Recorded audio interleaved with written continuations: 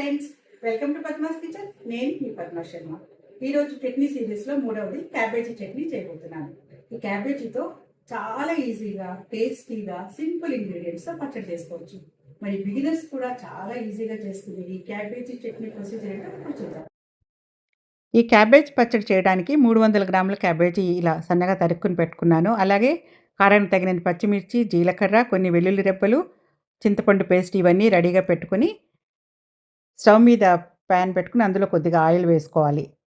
అది వేడైన తర్వాత పచ్చిమిర్చి వేసుకొని వేగిన తర్వాత ప్లేట్లోకి తీసేసుకోవాలి. తర్వాత అదే ప్యాన్లో మరికొంచెం ఆయిల్ వేసుకొని తరుక్కున్న క్యాబేజీ వేసి వేయించుకోవాలి. దీంట్లో కాస్త పసుపు వేసి కంటిన్యూగా కలుపుకుంటూ ఒక 4-5 నిమిషాలు వేయిస్తే క్యాబేజీ తొందరగానే వేగిపోతుంది. ఇలా వేగిన క్యాబేజీని చల్లారనివ్వాలి.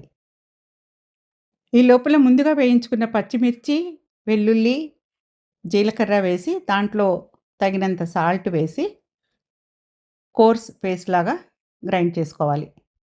తర్వాత దీంట్లో 3 స్పూన్ల చింతపండు పేస్ట్, చల్లారిన క్యాబేజీ కూడా వేసుకొని గ్రైండ్ చేసుకోవాలి.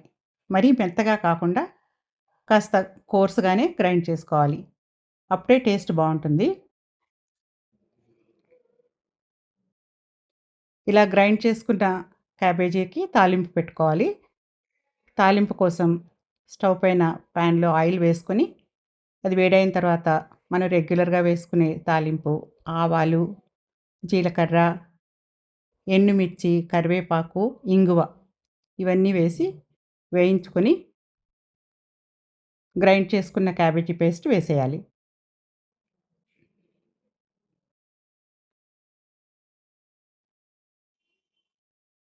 చివరిగా సాల్ట్ సరిచూసుకొని అవసరమైతే వేసుకొని బాగా కలుపుకొని డిష్ అవుట్ చేసుకోవాలి.